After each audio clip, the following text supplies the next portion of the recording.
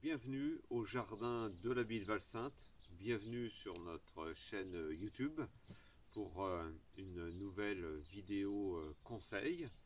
Je tiens dans ma main gauche un cerisier de variété Burla en racine nue, technique de plantation que l'on peut faire du 15 novembre jusqu'à la fin du mois de février.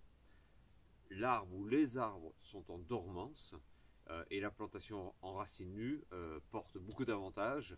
D'abord un coût d'achat des plants bien inférieur à un plant cultivé en pot et surtout un système racinaire qui s'est développé en pleine terre.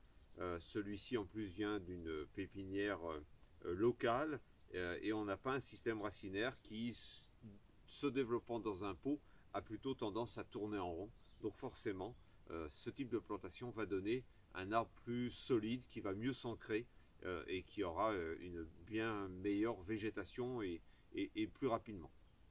Donc là on est sur un sillon de 2 ans. Donc il y a ici un point de greffe. L'arbre s'est développé, il a commencé à se ramifier.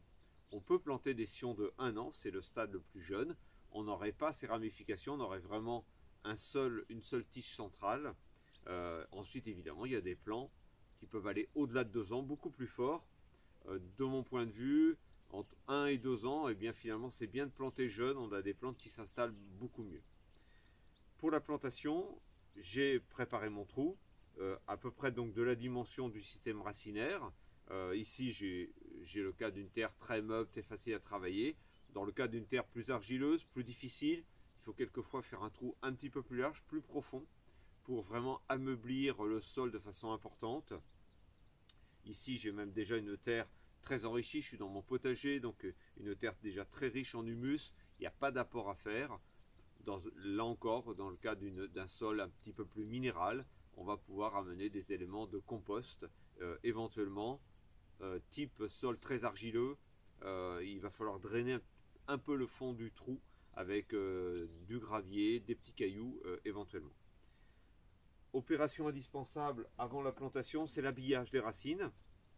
Donc en fait, on va venir retailler légèrement les racines sur les extrémités qui se sont un petit peu, qui ont pu être meurtries par l'arrachage mécanique ou manuel. Voilà, on dit qu'on rafraîchit un petit peu, puisque de ce système racinaire où là il y a déjà un léger chevelu, beaucoup de jeunes racines vont apparaître. Voilà, on vérifie que l'état des racines est correct. Et à ma droite, dans cette brouette, j'ai préparé ce qu'on appelle un pralin. On est sur un mélange de terre et d'eau. Une terre argileuse, c'est préférable. On peut rajouter du compost. On va faire une boue. Et on va venir enrober les racines dans cette boue de cette manière. Donc c'est pas un trempage, c'est vraiment un enrobage. Voilà, on essaye de bien les enrober.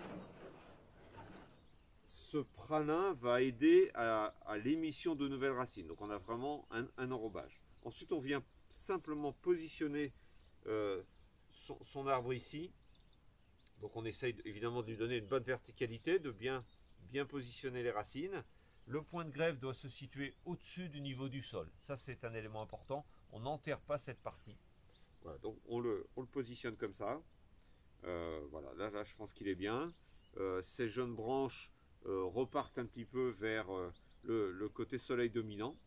Et puis bien sûr, donc il ne reste plus qu'à venir combler le trou, voilà, de chaque côté.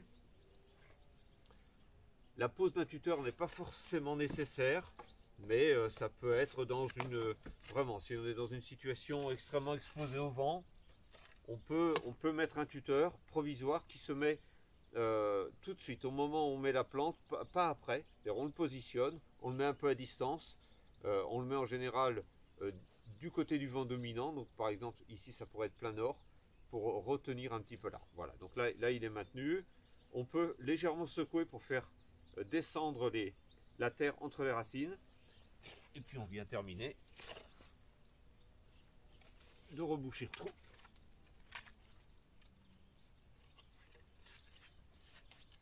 Voilà, on peut légèrement tasser avec l'outil.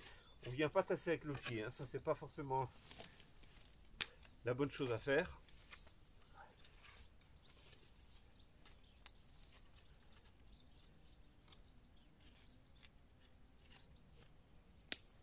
Voilà, l'arbre est bien positionné. La dernière opération sera de venir avec un arrosoir arroser.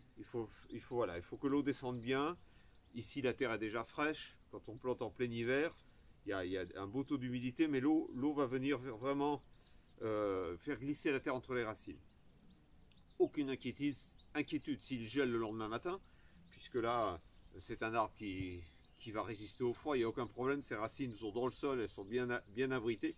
Il n'y a pas de souci à faire avec ça. On arrose bien, on peut éventuellement remettre du paillage en surface, ce qui va protéger, ce qui va stimuler forcément l'enracinement en étant comme ça sous protection de petits paillis. Voilà, cerisier burla de 2 ans, on va lui laisser 3 bonnes années pour se développer. Franchement, pas de taille au début, on le laisse, il a sa tige centrale, on la laisse monter, il va s'auto-ramifier. Dans 3 ans, il y aura peut-être un petit choix de branches à supprimer, et puis la mise à fleur va se faire, et on peut espérer quelques premières cerises d'ici 4-5 ans. C'est le temps qu'il faut pour qu'un arbre fruitier s'installe et soit fructifère. Voilà pour la plantation donc racine nue de cette en période hivernale.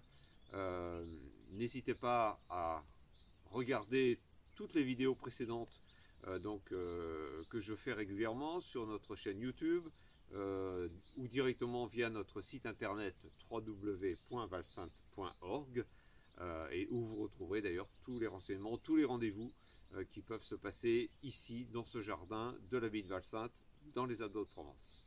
Merci.